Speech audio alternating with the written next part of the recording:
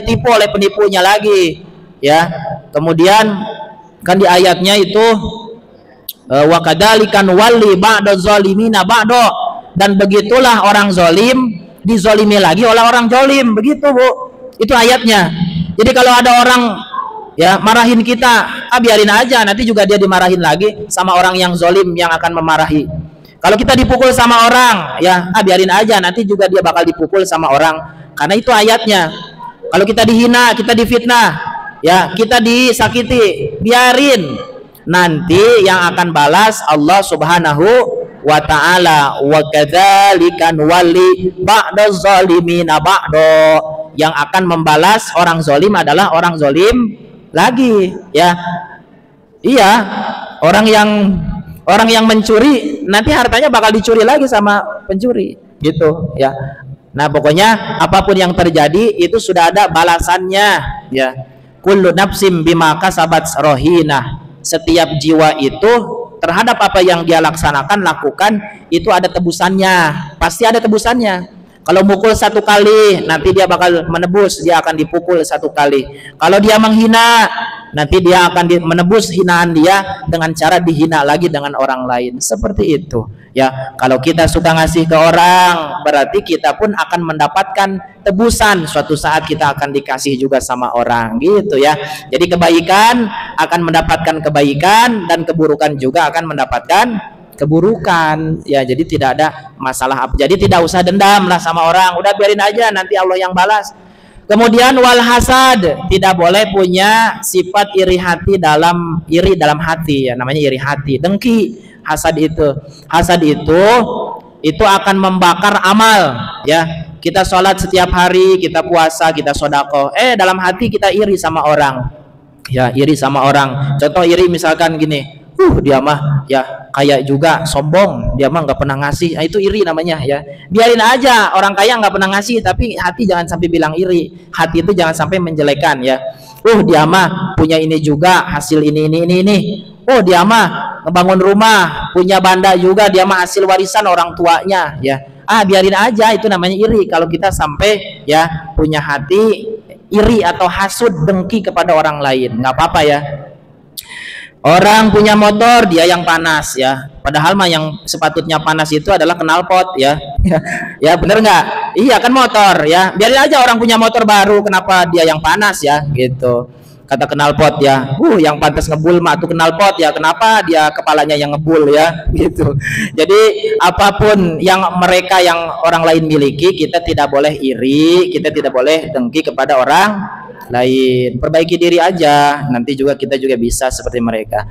Ada iri yang diperbolehkan, ada cuma 2 yang diperbolehkan dalam hadis. 1, iri kepada orang yang lancar baca Quran dan setiap hari dia rajin baca Quran. Itu yang pertama, ya.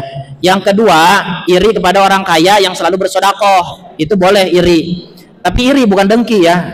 Bukan dengki, itu hasad, itu ingin hilang nikmatnya, ya. Contoh ada orang kaya. Kalau orang hasad, ya Allah, pindahkanlah kekayaan dia kepada diriku, ya, biar dia miskin, saya yang jadi kaya. Nah, itu namanya dengki, ya, gitu. Atau orang beli motor baru, ya Allah, motornya rusakin, ya Allah, biar saya dapat motor yang baru. Nah, itu namanya dengki, ya. Ya Allah, biar saya yang dapat uang 10 juta, biar uang dia hilang, ya Allah. Itu namanya dengki, ya. Enggak senang sama orang. Nah, kalau boleh kita iri kepada 2 perkara, ya, yaitu irinya gini, ingin mendapatkan sesuatu tapi tidak menghilangkan nikmat yang ada pada orang lain. Contoh tadi 2, ya, ada orang rajin baca Quran, dalam hati bilang, ya Allah, saya juga pengen lancar baca Quran. Biar apa? Biar setiap hari pagi, siang, sore saya bisa baca Al-Quran. Nah, itu boleh.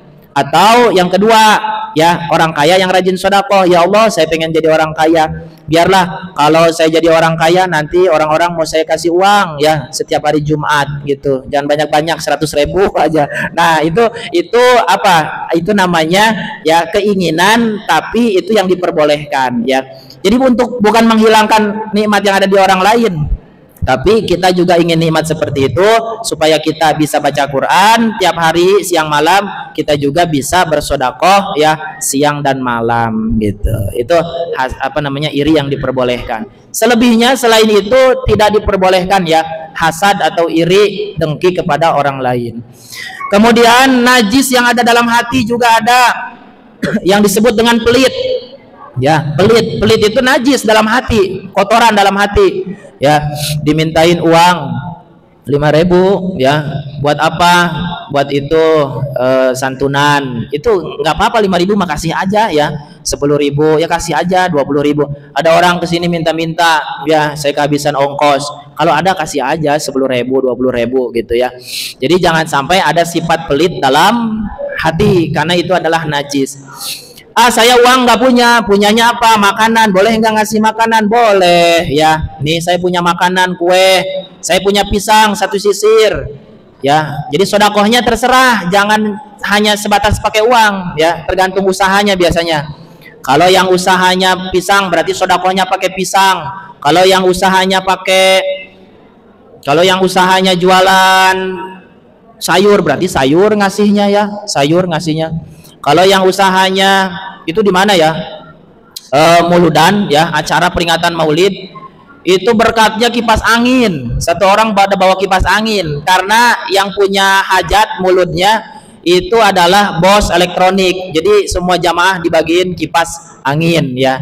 Nah itu terserah, sodakoh apapun yang kita miliki bisa bernilai gitu ya. Jadi jangan pelit itu wa may yabkhal fa in orang yang pelit sesungguhnya pelit untuk dirinya sendiri. Itu kan kata Al-Qur'an. Ya, kata Al-Qur'an itu kalau orang pelit sesungguhnya pelit untuk diri sendiri. Karena ketika kita mengeluarkan itu sebenarnya bukan hilang, itu sebenarnya disimpan oleh Allah pahalanya dan nanti akan kita dapatkan di akhirat gitu ya. Itu ya jangan sampai pelit gitu.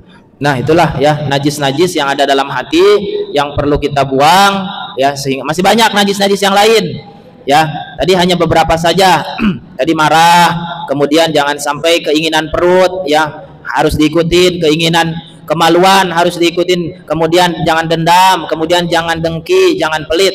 Masih ada lagi yang lain, nanti kita akan bahas di pertemuan berikutnya. Mudah-mudahan diberikan umur panjang, diberikan kesehatan, diberikan rezeki yang melimpah, juga mudah-mudahan diberikan keistiqomahan, ya, supaya bisa menjalankan ketaatan kepada Allah Subhanahu wa taala. Baik, itu saja yang bisa disampaikan. Mudah-mudahan ada manfaatnya. Kita tutup dengan doa kifaratul majlis.